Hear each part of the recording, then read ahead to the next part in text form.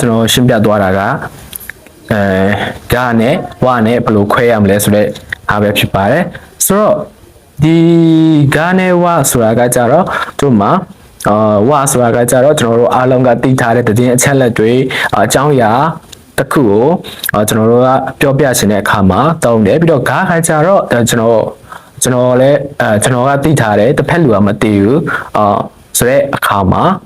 ဒါမှမဟုတ်တဲ့အချက်လက်ကြီးကအတစ်တစ်ခုဖြစ်နေတဲ့အခါမှာကျွန်တော်တို့ကကာကိုအသုံးပြုတယ်ပြီးတော့ကာဆိုတာကဝဆိုတာကကြတော့နှိုင်းရှင်တဲ့အခါမှာအသုံးပြုတယ်နောက်တစ်ခါကျတော့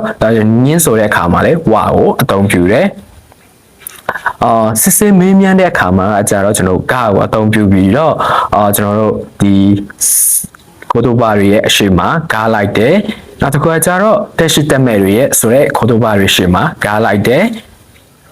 ရကိုရဲ့စွမ်းဆောင်နိုင်တဲ့စွမ်းဆောင်ရည် ability တွေကိုဖော်ပြချင်တဲ့အခါမှာလည်းကားလိုက်တယ်နောက်ဆုံးတစ်ခါကျတော့ကျွန်တော်တဲ့ M4 level စပြီးတော့မှားရမယ်အရာတစ်ခုဖြစ်တဲ့ဂျီတိုရှိဆိုရဲဂျီတိုတက်ကီသူဖြစ်တဲ့အရာတွေရဲ့အရှိမလည်းကားလိုက်ပါတယ်ဆိုတော့ကျွန်တော်ဒီနေ့ရှင်းပြပေးသွားတဲ့ဂါနဲ့ဝကိုနားလေလိုက်မယ်လို့တော့ကျွန်တော်ထင်ပါတယ်တကယ်လို့ကိုကမရှင်းဘူးနားမလည်ဘူးဆိုရင်ကျွန်တော်ရဲ့ဒီဗီဒီယိုမှာဖြစ်ကျွန်တော်ရဲ့ page ရဲ့ comment ဗီဒီယိုရဲ့ comment ပေါင်းမှာဖြစ်ကျွန်တော်ရဲ့ page ရဲ့ messenger မှာဖြစ်လာပြီးတော့မေးလို့ရပါတယ်ခင်ဗျကျွန်တော်ဒီနေ့ဒီဗီဒီယိုမှာဒီနေရာမှာပဲအဆုံးသတ်ပေးချင်ပါတယ်ဆိုတော့ကျွန်တော်တို့နောက်လာမယ့်ဗီဒီယိုမှာပြန်တွေ့ကြမယ်bye bye